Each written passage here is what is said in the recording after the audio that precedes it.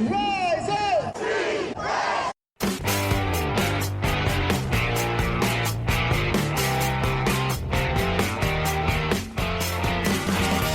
This is the Rise Up See Red podcast, all about the Arizona Cardinals and the NFL, featuring insider and outsider perspectives. Enjoy the best hour of Cardinals talk on the web.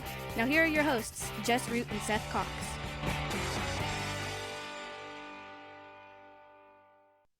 Hello, Arizona Cardinals fans, and welcome to the latest edition of the Rise Up See Red podcast, the best of Cardinals talk on the web. I'm your host, Jess Root from CardsWire.com, the USA Today NFL Wire site that covers your Arizona Cardinals.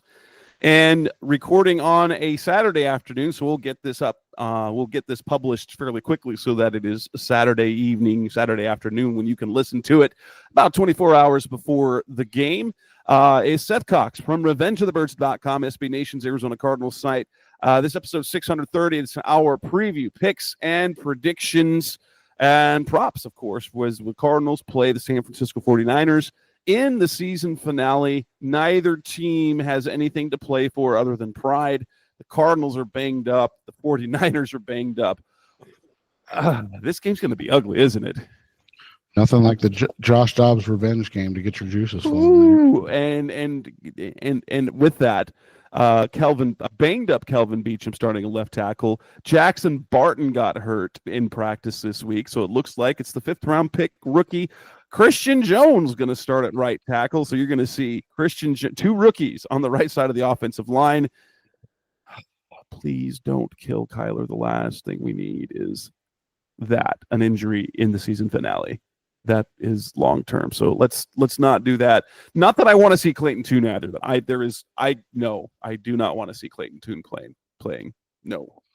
Yeah, right. And it's tough because there are some bangers this weekend that matter, right? And so it's just going to be. This game was supposed to matter. That's right. The thing. That's the thing that's the game that's the difficult part about how the season ended is that the way they were playing, it set up that this game was going to matter, and it doesn't. It doesn't matter. I mean, the Cardinals are locked into third place. The Niners are locked into last place. It matters for draft order, kind of. But we talked about that last week. I mean, it's a negligible fall from right. It's like between 11 and 17. But can they technically be? I guess they would be 11 because if they lost and all the teams in front of them won. Yeah, because I guess the 49ers, they would have the same record as the 49ers, and the 49ers would have the strength of schedule. So, yeah, I guess they could get to – but, I mean, that would mean that the Colts would need to win. That would mean the Cowboys would need to win, and so the Colts are playing the Jaguars, so that's a dumpster fire in its own right. That's another garbage game. and the Cowboys are playing a game that matters because Washington is still fighting for playoff seeding. Yes. And so, those are all like, that's the thing. It's like, I get it. You're thinking to yourself like, oh, you gotta finish up and win this. And it's like, look, 17 is not as good as 11, but at the same time, like, you take care of business and let the chips fall where they may, and you do a good job scouting, it should make a difference, right? Even this year, you look at it, they didn't get the best rookie wide receiver on paper, but they got an impactful player, and so it doesn't. I mean, picking. That shouldn't be the thought unless you're a team like New England, right? Like, New England's got to look at this and go, is winning this game really worth not controlling? Because they're not going to pick first. Everybody kind of knows that, right? But all of a sudden you have control over Tennessee, Cleveland, and New York, and you go, all right, highest bidder type of stuff. And I mean, I even saw one today. It was like, would you, if you're New England, would you trade the number one pick for obviously 3 or 4, wherever the Titans would, or 2, I guess it would technically be 2, a second this year, a first next year, and Calvin Ridley? And you're like, if you're New England, you're like, damn, that's a like just to move back from 1 to 2 and you still get Travis Hunter. Like you're like, I'll do that. I would do that right in a heartbeat, right? Yes. And so that's the hard, like you said, that's the hard part. So, it's just one of those situations where you look at it and you kind of follow it. And, but when you're picking outside of that, really that top position, it's negligible difference. Like you have to navigate the draft well, and you just have to pick well. And that's what the Cardinals will be forced to do. And I think you and I are on the same page. Winning this game, beating a rival, going 2-0 against a rival, a team that on paper was superior from the jump, right? And then not losing to Josh Dobbs. Oh my gosh, like you can't lose to Josh Dobbs. And you look at the names, right? It's mock draft season, obviously, but you look at the names, right? Jalon Walker, James Pierce, Kenneth Grant, Nick Scorton.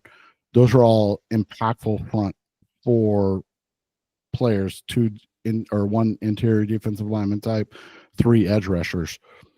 They go from 12 to 16. Like if those guys are all, and you just get the best one that falls, guess what? Everybody's happy, right? Like, nobody complains. So that's how you have to look at it, and that's I think the way you and I are looking at it is like you got to finish on a high note.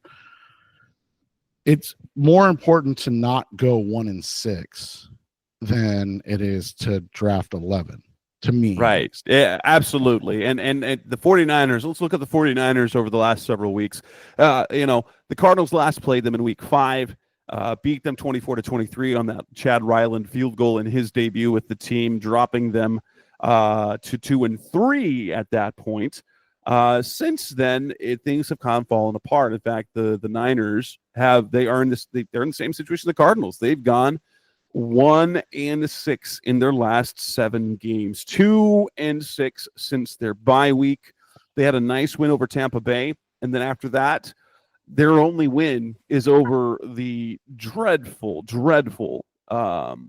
Chicago Bears. And their offense, the offense has been really, really bad. So they've got the 38-point output against the Bears. They scored 34 against the Lions last week. But other than that, 17, 10, 10, 6, and 17 against the Seahawks, Packers, Bills, Rams, and Dolphins. Again, now, if you're looking at that schedule, those are some tough teams. It's Seattle, who is in the mix. Green Bay going to the playoffs. Buffalo going to the playoffs. Rams going to the playoffs. Miami, maybe goes to the playoffs. They're still in it. And then you look at their defense, 38 to the Packers, 35 to the Bills, 29 to the Dolphins, and 40 to the Lions. This is a team that is struggling on both sides of the ball. And for a number of reasons, they've been hit so bad by injuries on offense. Like, they're not going to have Brock Purdy. They are down 2 running backs in Christian McCaffrey and Jordan Mason. They're down their left tackle, Trent Williams. I believe we're going to be seeing Charlie Heck starting at left tackle for the 49ers. Well, this is a 5-sack game type of thing is what you're trying to say. And guess what? 1 sack by Zaven Collins will earn him $300,000 because he'd get to 5 on the year. So, yeah, the Cardinals need to do that. But then on the other side, like Nick Bosa's expected to play. With the length of their injury report of the players who are out, I guess they need him. But yeah, that defense has struggled. They've got talent. Like, we know they've got talent, but it hasn't been looking good. And which for me, that gives me some optimism that the Cardinals offensively, as long as they can block okay. Because the Cardinals did play really well offensively in terms of moving the ball against the Rams. If they can move the ball, they just got to finish those drives. They just got to finish those drives and put points on the board, and they should be able to do that. But Isaac Guerrero looks pretty good as a running back. George Kittle always looks good. And Ricky Pearsall, like there's some names to watch. Jawan Jennings needs 77 yards to hit 1,000 for the season. Ricky Pearsall's finishing the season really, really well. But and Brock Purdy, who has been much more Jimmy Garoppolo-like this season, we don't even going to see him. It's going to be Josh Dobbs. And Cardinals fans, y'all know what you get from Josh Dobbs. And Seth and I joked about this, I think, earlier in the week. There's only one thing you have to make sure you do with Josh Dobbs. You got to make him pass the ball. You don't let him extend plays. He's only dangerous when he is improvising, and that's about it. Yeah, and it's one of those situations where you look at what Dobbs has done, in his very, very limited time this season.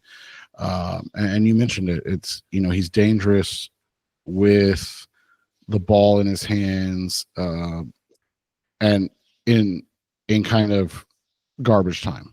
And I don't mean to make that sound negative, right? But the Lions were up 2 scores. He comes in for a weird injury, right? Did you see John Lynch's comments on it? Did you feel like that was kind of a shot at Purdy a little bit? I don't know. It was a weird one. It was he was like, it's basically like you hit your funny bone, and I was like, oh, that's kind of putting it a little tame, don't you think? Like, I'm like, really, that's funny bone, but you're keeping him out in the season finale, and he didn't practice all week, so right. It was a funny bone, but right. So it's one of those situations where elbow stinger, I guess, right. It's like an elbow stinger, right? And so you look at last year, right? Dobbs won 3 games, 2 with the Vikings, 1 with the Cardinals. His numbers were virtually identical. Virtually, I mean, it's wild. In 8 games with the Cardinals, man, this guy had 1,569 yards, so almost 200 yards a game. In 5 games, 4 starts with the Vikings, he had 895 yards passing, so just under 200 yards per game. He for the Vikings, he threw 5 touchdowns. For the Cardinals, he threw 5 touchdowns. For the Vikings, he threw 5 interceptions. For the Cardinals, he threw 5 interceptions. Like, he's virtually the same guy. And like you said, his big plays come with his ability to scramble around, make guys miss, and make plays with his legs and then his arm. For being a genius, he's not overly intelligent with the football. So we'll see how that goes. We'll see how it all plays out, but this is a game that the Cardinals, need to win just from an optics standpoint more than anything else. And they should win this game. It's an interesting line. I mean, I know we'll get to this, but the Cardinals 4.5, that's not, doesn't speak highly of them, but Jess mentioned it a little bit in the open, right? Like, you're going to have Isaiah Adams, who's been average to bad, and Christian Jones on the right side. Obviously, Kelvin Beachum will be on the left side, and Kelvin is we're gonna have Michael Carter starting and running back, right? And so it's just a mismatch of stuff, and this was what critics always warned about with the 17-game season, right? Like, you're not going to get the best players available to play 17 games. And this is especially in this type of game, right, where there's pride you're playing for, and that's about it. Yeah. So let's move on to the keys part. We kind of bled into that. So coming up next on the Rise of Secret podcast, Mr. Cardinals talking about what are the keys to this game? What are the matchups we're looking at? That's coming up next on Rise of Secret. We're back on the Rise of Secret podcast, Mr. Cardinals Talk on the web, talking Cardinals-49ers, looking at the matchups and the keys to this game. Shoot, I guess number one is please protect Kyler. Please protect Kyler. I will say this: the 49ers, their run defense has been bad. That's been bad. They are they're middle of the pack in basically every metric. 17th 17th in yards allowed, 14th in rushes per attempt. But they've given up 22 rushing touchdowns. They're 31st in the league in that. And if you look at in their last 7 games, in their one win, it was against the Bears. They allowed 68 yards. But the other 6, it is 94 to the Seahawks, 169 to Green Bay, 220 to the Bills, 142 to the Rams, 166 to the Dolphins, and 152 to the Lions. Now, the Cardinals, essentially without James Conner last week, ran the ball well. Michael Carter had 70 yards. They ended up rushing for 113, which is on the low end for the Cardinals this season. But they should be able to. So between what I imagine is going to be Michael Carter and Tony Jones Jr., unless DJ Dallas moves into that number 2 role, because Tony Jones could play the third down or could be the number 2. I'm not sure how that will play out. And honestly, who else we might see in the run game a little bit? Greg Dortch. Yeah, they've utilized him in kind of different ways, and it's been interesting to watch. This is a game where I mentioned it and kind of joked about it, but they need to have a good pass rush game. You mentioned it, Charlie Heck starting at left tackle. They've been on the flip side of what you broke down, right? 94 rush yards against the Seahawks in that loss, or gave up 94. They rushed for 131. But then the next week against the Green Bay Packers, where they were blown out, I mean, not close, 38-10, they ran for 44 yards. Against the Bills, they ran for 153 yards, but they threw for 86. So, all of a sudden, this is not a balanced offense. We've seen one balanced performance, and that was the Bears win. But the last 3 games, all losses, and even competitive, to an extent, losses.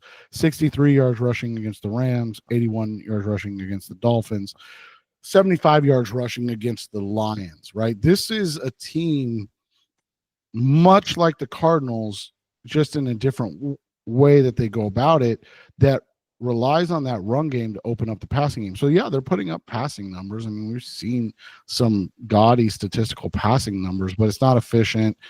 And then the other thing in that 1-6 stretch, Jess, and I know we talked about this a little bit last week, but they forced 2 turnovers. Yes. And they've been giving the ball up a lot. In those 7 games, they've got 13 turnovers. Basically, turn the ball over twice a game. They're minus 11. They're minus 11 in their last 7 games. Yeah, I mean, and the one against the Bears didn't even. I mean, again, it's a turnover. It's good, but they were +0 because they turned the ball over once against the Bears. So they haven't won the turnover battle since they beat the Cowboys and got to 4-4 on October 27th, when they turned the Cowboys over twice and then turned the ball over once. That turning the ball over has been a problem for the Cardinals because they're -6 in their last 6 games. So it's just one of those situations that you look at. That'll be one thing. We think that they can have some success rushing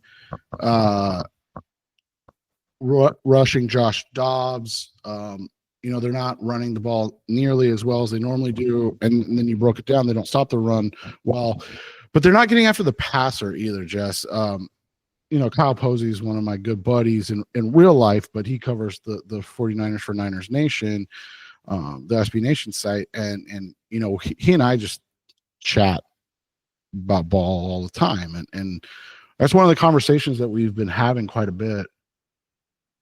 The loss of Javon Hargrave was so much more than they expected. And that's part of the problem when you give a 30-year-old, because they just brought him on last year, for those that don't remember. That's part of the problem when you give a 30-year-old, I don't know, what was it, $900 million, whatever it was, you give a great interior pass rusher that's up there in age. And you got to remember too, like, Hargrave was coming off a 21 season where the Eagles, I think they made the playoffs that year, if I remember right. They were a good football team that year. I'm double checking my notes. No, they did not make the playoffs. Oh yeah, they lost in the wild card round. Sorry, they lost in the wild card round that year. Then 22, obviously, they lose in the Super Bowl, and then he goes to the 49ers, and correct me if I'm wrong, Jess, the 49ers lost in the Super Bowl last year. So, like, yes. This is a guy that played 18 games, 20 games, 21 games, and then 21 games again. Like, it's a lot. And we talk about these big guys, and I know Hargrave is, the undersized at 6'2", 305, right? Undersized interior defensive lineman. But that's the risk you take when you get that, when you make that. And he's still 8th on the team in sacks this year. Malik Collins has been fine as his replacement.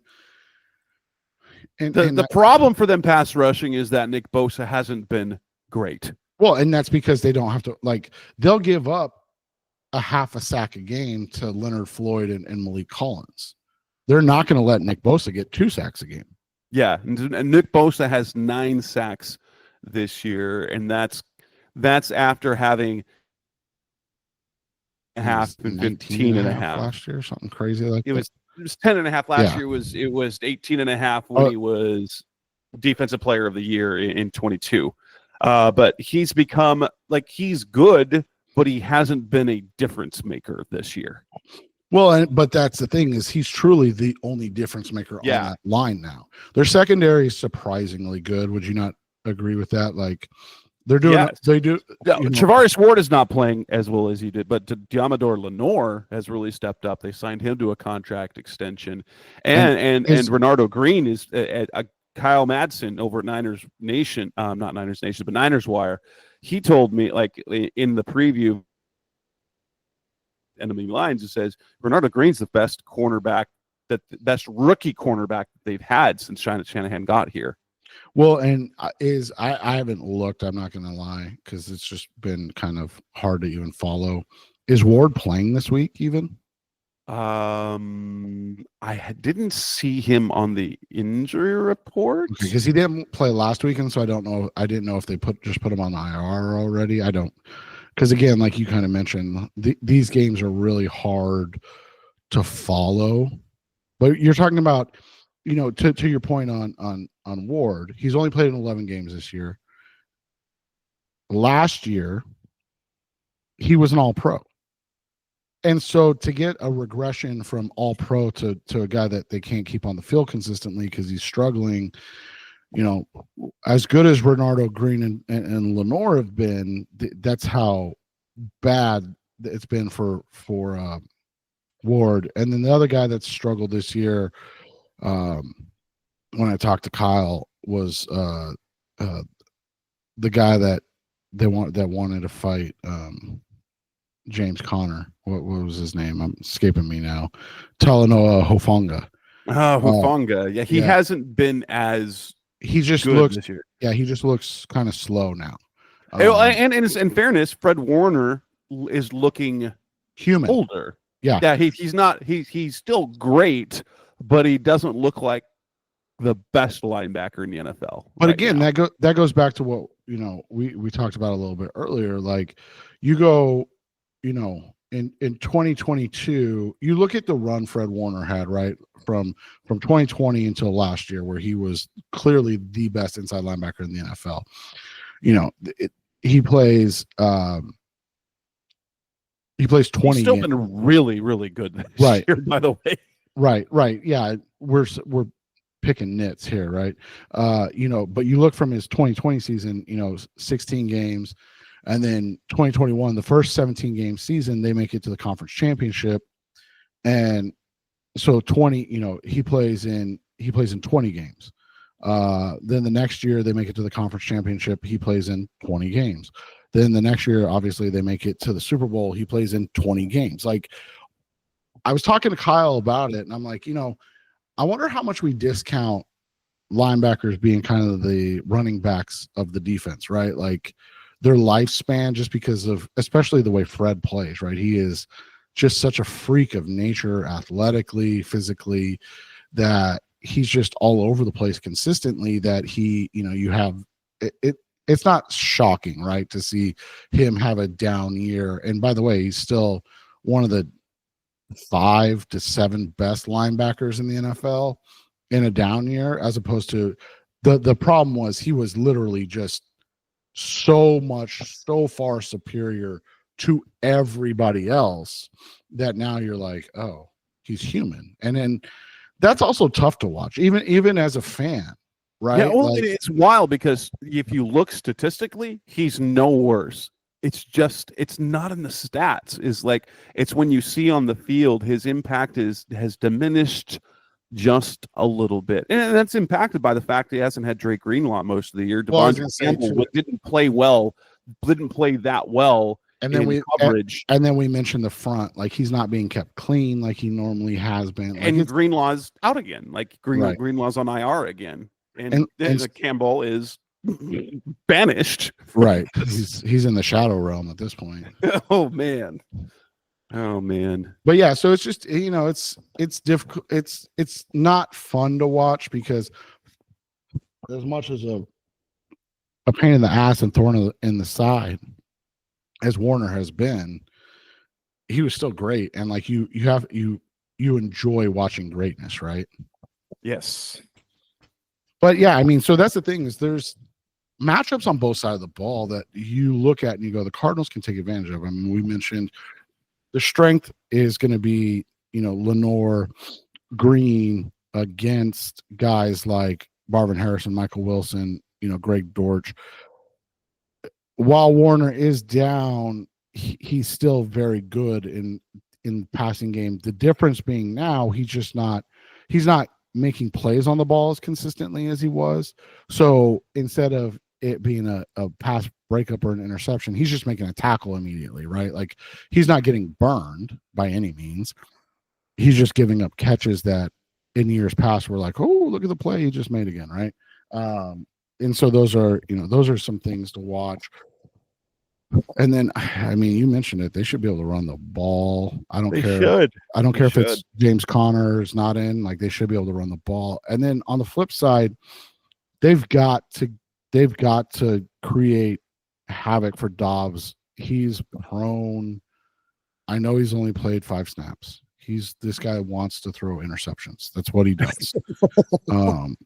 Yes, the Cardinals are really bad about taking the ball away, but pressure. Yeah. Like Zaven Collins has $300,000 on the line.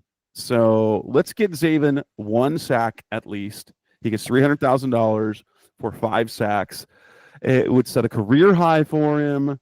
That would be fantastic. But they need to get sacks with the state of the offensive line for the 49ers. They need to get sacks. This should be a 4 to 6 sack game by the team, don't you think? Yeah, unless the Niners are just running the ball at will. Yeah, you would assume that this is a game where they're going to be able to do some things that we haven't seen them do as well consistently, and that's one of the conversations we'll have all off season, but that they haven't done as well consistently. Coming up next on the Rise Up Series podcast, Mr. Cardinals Talk on. Let's move on to the final segment of the show where we make our picks, predictions, and talk about some prop bets. It's coming up next on Rise Up Red. Back on the Rise of Secret podcast, Mr. Cardinals talk on the web.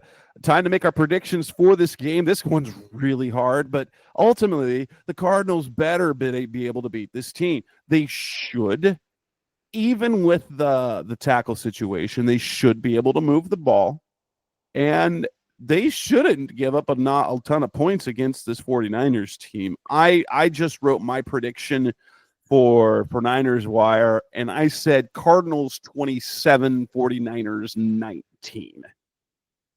Yeah, this is a tough one, man. I mean, you look at the line 4.5. We talked about that. That doesn't speak incredibly highly of the Cardinals, right? No. With the way this game is coming in, and then the over under 42.5. The Cardinals again should win this game. When you look at it, I just don't know how it plays out. I think the Cardinals do win, but I'm going to go 21-14 Cardinals win. Ew, ugly yeah. game. Here's what the and BetMGM at least, only 55% of the handle is on the Cardinals to win. Now, I will say this. When you're talking about betting trends in the 49ers, 49ers are considered a national team. They're a high action team. They're very popular. They get a lot of action every week and every year. And so their numbers are always skewed a little because the public bets, not just the smart bettors, but the public bets the 49ers. But 55%, only 55% of the money line bets are on the Cardinals, while 60% of the spread are on the Niners. And BetMGM doesn't have any numbers on the total, which is interesting. I think this is a hard one for a lot of the books because of all the injuries, right? Like all the unknowns. You and I were talking about it. There's very little to pick from this week, but we'll give you some of the ones that are available that we like, and then once, and of course pick and choose the sports book that has the best price here. Again, neither FanDuel nor BetMGM are paying us, though. If you're listening, if one of you wants to pay us, we're always open to it. Always open to it. So we'll look at both. But yeah, so it looks like we both like the Cardinals to win and to cover. I have them hitting the over while Seth has them hitting the under. Kyle Madsen over at Niners Wire believes it'll be a blowout. Cardinals 38, 49ers 18. That'll be fun. I would love to see that because that Jess means and a I good would game be for Kyler. That'd be all about that. We'd be 100% about that. That would be 56, so over 55.5 would be plus 470. If you plus 470. So even if you didn't go up that high, even if you said 50.5, that's plus 250. So $100 gets you $250. So $10 gets you 25, right? Like you bet $10 on that, you get 25 back. You got lunch for the week, right? Like that's what we look at here. If you really think that the Cardinals, I mean, again, 19.5 plus 680, I would never do that. But if you're thinking, the Cardinals by 2+ touchdowns, minus 13.5 plus 300. So, again, you bet 10 on each of those from Kyle. You go a little lower than what he's saying. $20 getting you $55. Like now you're golden for all of January for your coffee. and if you like Seth's prediction, winning by a touchdown, even minus 6.5, that's plus 115. That's a really good on the alternate spread. That's not too bad at all. And in 27-19, so if I push that up to 7.5 at minus 7.5, you can get plus 145 on BetMGM. On the total, though, like if you want to go with Seth's, well, he's going low, 21-14. You can hit, if you want to just keep it a little conservative, under 40 is plus 125. While if you like mine and you go over 45 is plus 120. So if you want to play with the alternate lines and alternate totals a little bit, that you can do that and find better value. And by the way, when we start having these alternate discussions, that tells you how much is available from the books right now on prop bets, because there's just not much. And so, we're giving you some alternatives not just spreads and points, but alternative options if you want to try to make some money in this game. Because right now, and we're recording late on a Saturday, 2 p.m. on a Saturday, and I'm on FanDuel literally as we speak. Their player props are Kyler Murray and Trey McBride and Marvin Harrison. So they don't even have touchdown props. They don't have any rushing props. So those are, so we're a little limited, but we are going to go through what we have access to. Yes. And BetMGM has a few more right now. Here's some anytime touchdowns. Actually, here, what's wild about this is that there's plus odds on everyone this time, which we haven't seen in a little bit for the Cardinals. This one is not worth a lot, but at plus 110, here's something to note in terms of incentives. If Kyler Murray rushes for 50 yards and adds a touchdown and rushes for a touchdown, he will hit a $750,000 salary escalator for next season. Well, and for the seasons to go. He's at 550-5. So if he hits 600 rushing yards and 6 touchdowns, which, by the way, he did in San Francisco, in Santa Clara, that is, when he had that 45-yard touchdown run. And so, if you can get plus 110 on Kyler scoring, though the one I like that, and that's simply because of Josh Dobbs, and we saw a little connection there. You can get Juwan Jennings anytime touchdown at plus 150, and that might be my favorite easy one for the anytime touchdowns. I don't know. They still have Amari DeMarcado. Okay, Amari DeMarcado getting odds on anytime touchdown is stupid. He's on injured reserve, BetMGM. And what you can't get? Michael Carter. Yeah, interesting. If they have, there could be a skew thing where I know some websites offer not to score touchdowns, so go hammer that for Amari DeMarcado. There's a no touchdown prop for plus 8 house. Yeah. But no, they'll score touchdowns because neither one of these defenses are good. Yeah, but I like Juwan Jennings plus 150. And actually, here's one that'll make you money. Josh Dobbs plus 350. Yeah, I like that as well. One of the ones that's available right now on FanDuel that I do like and that I would take anyways is the Trey McBride longest reception over 20.5. I talked about Fred Warner and Renardo Green, but there are avenues in which they can manipulate things and get McBride matched up on a more favorable matchup. I think they're going to be able to do that in this game. McBride over 20.5, so 21-yard reception gets you that money, and it's almost even money. It's minus 102, so it's a pretty good bet. Better.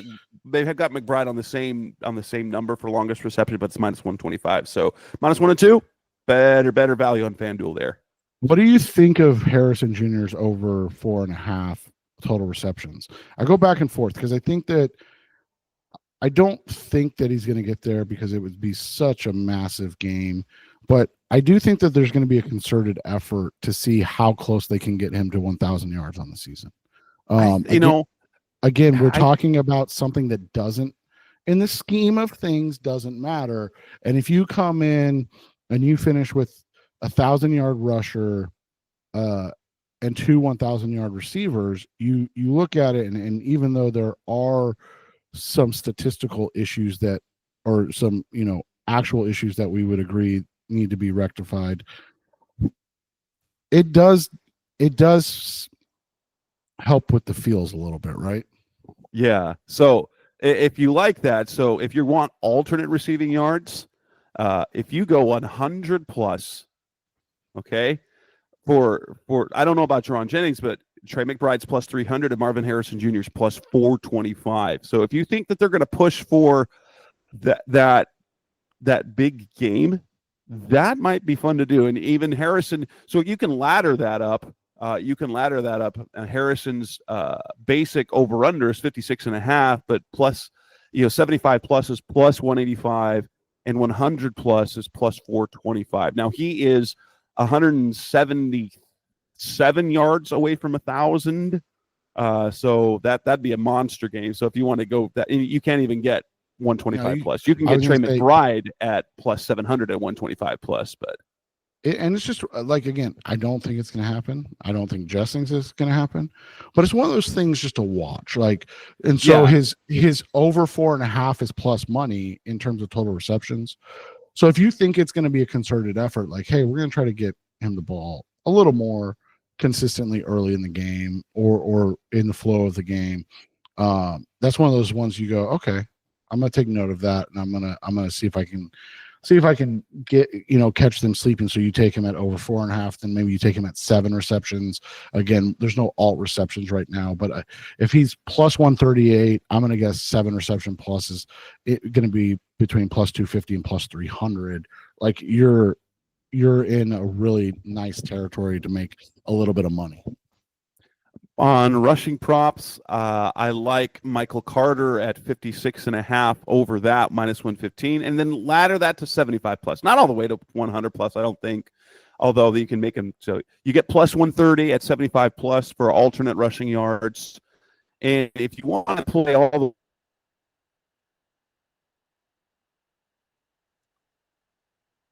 the easy prop, will be Josh Dobbs over 26.5, and that's minus 110. I think that one's easy. I like that one as well. He will run. He will run. Yeah, I don't have any. It's wild that there are literally no props for the 49ers, like not one. As of, again, 1:58 p.m., there's not a single prop for the 49ers on FanDuel, which tells me that they're not overly enthused about this game. As people that are setting betting lines, they're like, oh, I don't want to deal with this. Kyler Murray over 1.5 touchdown passes plus 105, and a layup over half an interception for Josh Dobbs at minus 120. That's a layup. I think that happens for sure. Yeah, we talked about it. He loves to throw interceptions. Fire on that one.